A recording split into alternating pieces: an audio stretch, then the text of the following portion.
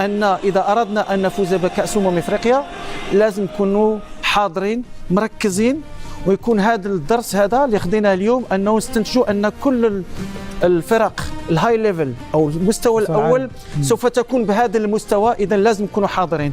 لكن كانت هناك العديد من الأشياء اللي كانت ممكن أن تحسن من أداء المنتخب المغربي، خصوصا التغييرات اللي كانت غير منظمة. أنا أظن بأن خروج مرابط وخروج الصيباري كان لازم هو الأول يخرجوا هاد اللاعبين اثنين، والاحتفاظ بإبراهيم دياز وأناحي اللي كانوا أفضل في المباراة، اللي كان ممكن يشكلوا خطورة أكثر. ريتما أنه يدخل من بعد بن صغير والرحيمي.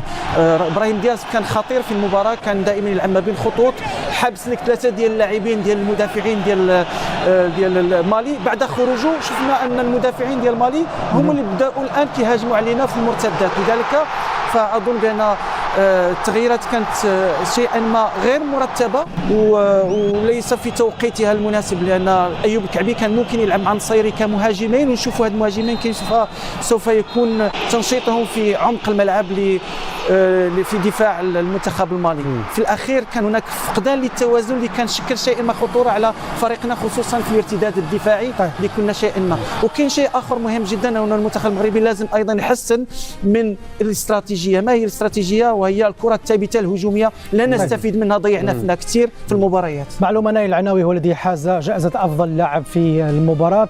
مسؤولية من هذا التعادل يوسف شيبو؟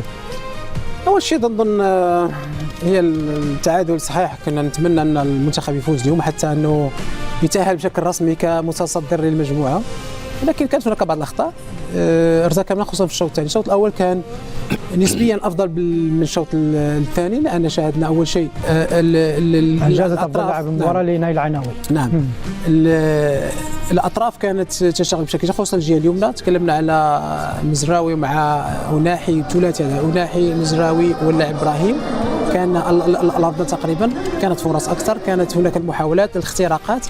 الشوط الثاني كان تسرع أكثر خصوصا مع التغييرات اللي أنا في اعتقادي لم تكن ناجحة، بالعكس التغييرات بعض الأحيان لازم تقويك أكثر، لكن شفنا ضعفتنا أكثر. خروج وقت مبكر أناحي ودياز هما اللي كانوا أكثر شيء يعني يشكلون خطورة أكثر. يمكن كان المفروض متفق مع عزي إخراج صيباري وإخراج مرابط، لأنهم كانوا الأقل يعني أداء، ودخول زلزولي أو كيف نفهم فلسفة المدرب في تغيير لاعبين نشيطين؟ قراءة المدرب، كل مدرب يختلف، هو عنده قراءته الخاصة، فهمت؟ فيمكن قراءته ما كانت ناجحة وما شاهدناش. دعنا نتابع ماذا قال وليد الركراكي ونتابع كذا. يقول أن المنتخب المغربي يعاني من المنتخبات التي تركن الحافلة في الدفاع، ولكن يوسف أدعوك تواصل، أيضا يعاني من المنتخبات التي تلعب كرة القدم ومنضبطة تكتيكيا.